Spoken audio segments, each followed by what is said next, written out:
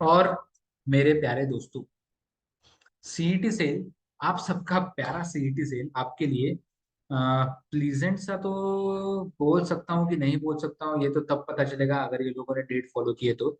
लेकिन pleasant surprise है कि नहीं ये पता है, लेकिन एक सरप्राइज तो लेके आए हैं जरूर कि अनएक्सपेक्टेडली उन लोगों ने एडमिशन नोटिस निकाल दिया है।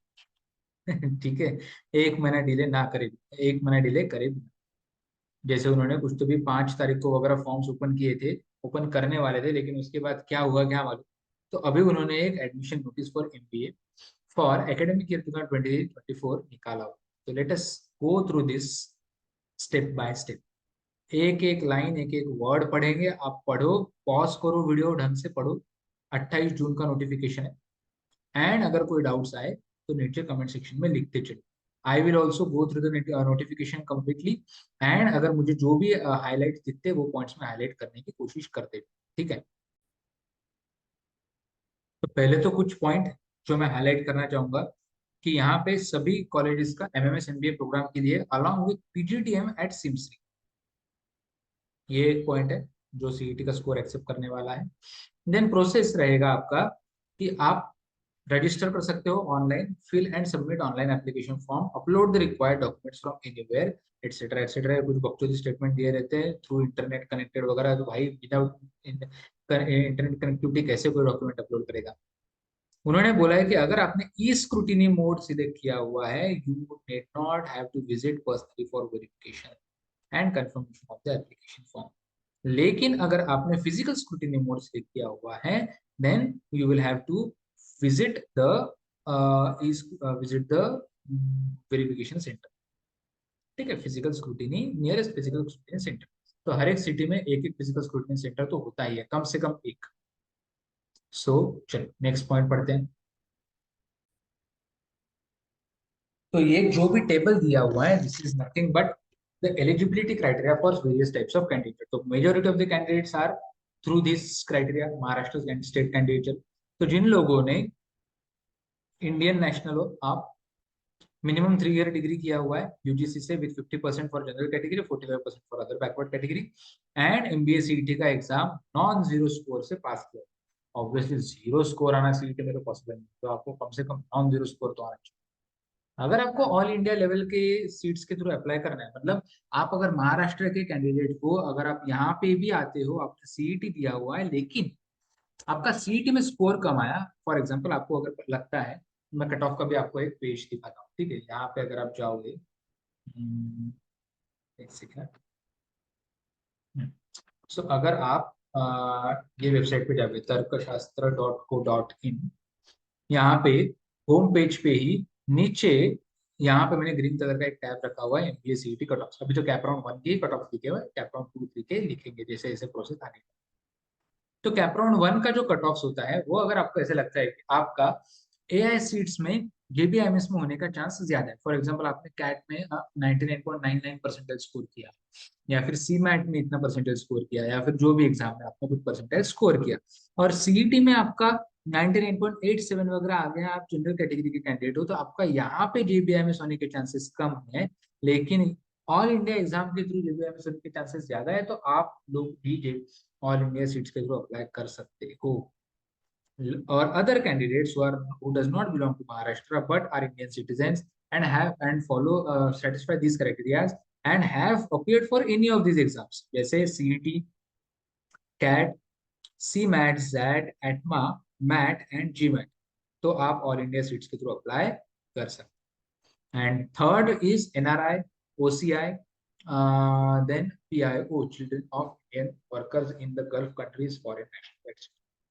तो आप लोगों के लिए ये क्राइटेरिया, बस ग्रेजुएशन पास करो, एनी क्राइटेरिया डिक्लेयर। तो एंड एग्जाम अगर रहे दिया हुआ है तो भी ठीक है, नहीं दिया तो भी शायद यहाँ पे ठीक है अभी तक। नेक्स्ट, चलो ये वाला पढ़ो।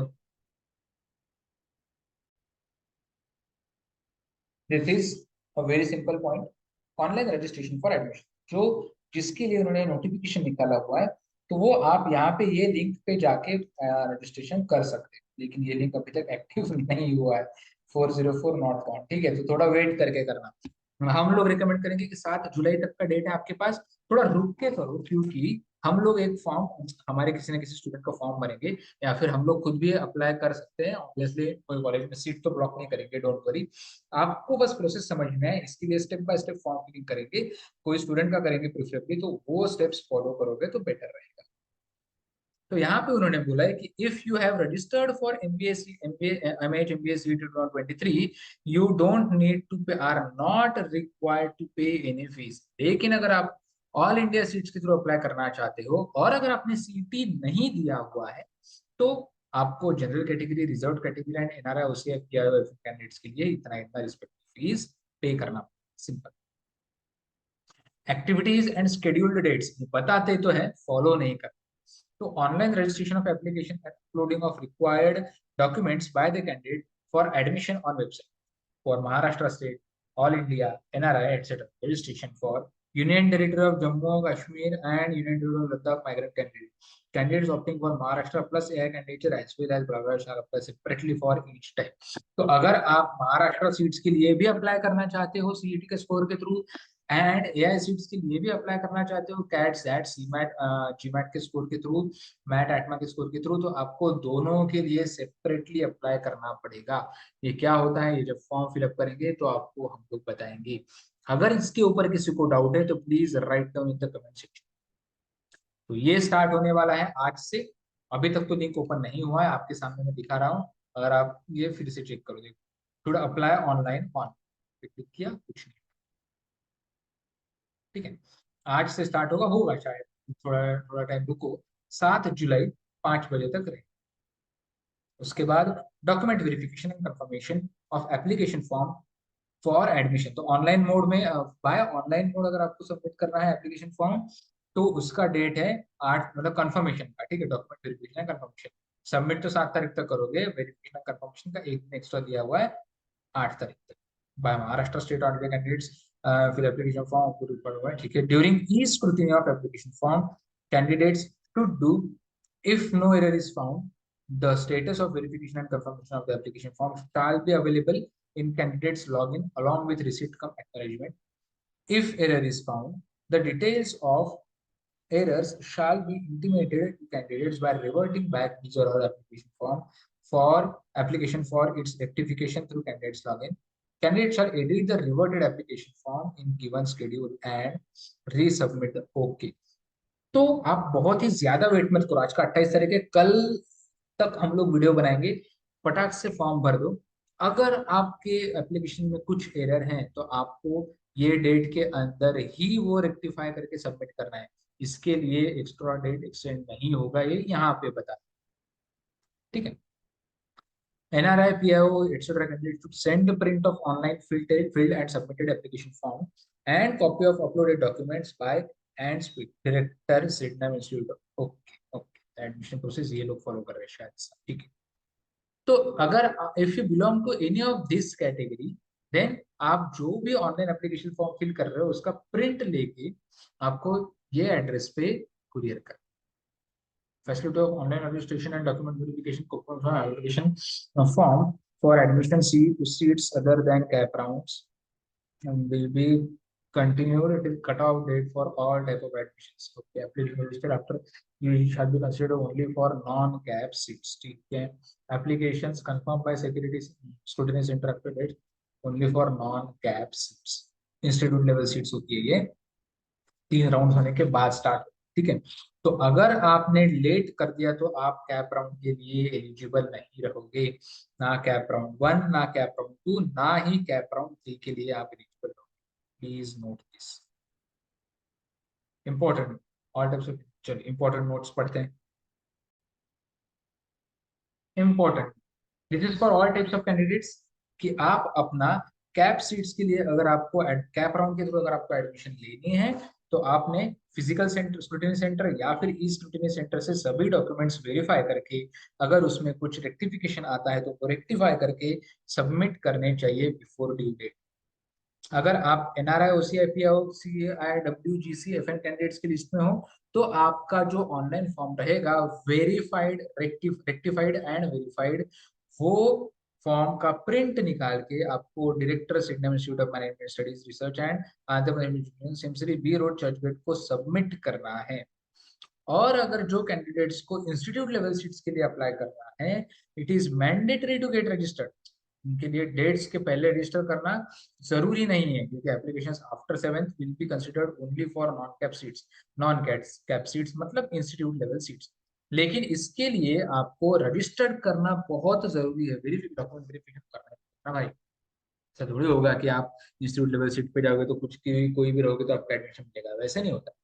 सर्टेन डॉक्यूमेंट्स का रिक्वायरमेंट जो होता है वो आपको फुलफिल करना ही चाहिए। हाँ, एडमिशन के लिए आपको वो पर्टिकुलर कॉलेज को अप्लाई करना एंड आपका मेरिट लिस्ट वो पर्टिकुलर कॉलेज ही निकालेगा। अगर आपने जेबी के लिए अप्लाई किया तो जेबी में अगर सीट्स वैकेंट रही कैप राउंड के बाद, तो ही आईएलएस पे आपको एडमिशन मिल सकता है, अगर आप एलिजिबल हो वो मेरिट लिस्ट के थ्रू। तो important instructions for candidate, last page है।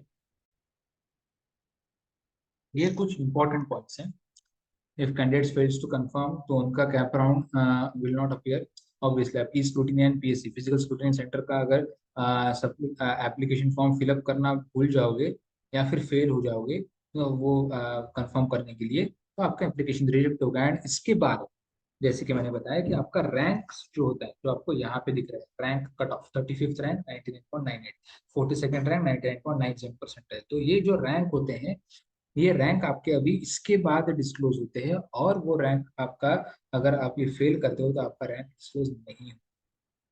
Candidates belonging to these particular categories आपको caste validity certificate, then tribe ST category को tribe validity certificate and all backward classes except SC and ST आप लोगों को non creamy layer certificate. सिर्फ SC and ST को non creamy layer certificate की जरूरत नहीं है, otherwise NT ABCD OBC SBC and EWS को non criminal certificate valid up to 31 March देना पड़ेगा। अगर आप ईडब्ल्यूएस के थ्रू अप्लाई करना चाहते हो तो आपको ईडब्ल्यूएस इकोनॉमिकली वीकर सेक्शन का सर्टिफिकेट देना पड़ेगा। अगर आप यूनियन टेरिटरी से हो तो आपको वो सर्टिफिकेट देना पड़ेगा।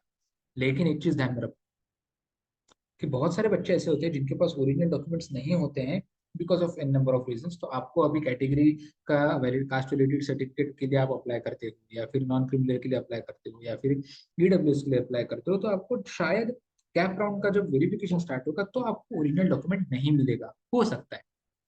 करेक्ट, आपने अगर रिसेंटली अभी अप्लाई किया है मार्च अप्रैल मई में, तो आपके पास रिसिट तो रहेगा। रिसिट, वो रिसिट आप ई वेरिफिकेशन के टाइम या फिजिकल वेरिफिकेशन के टाइम आपने फिजिकल स्क्रूटनी सेंटर के टाइम पे आपने वेरीफाई करवा लेना चाहिए।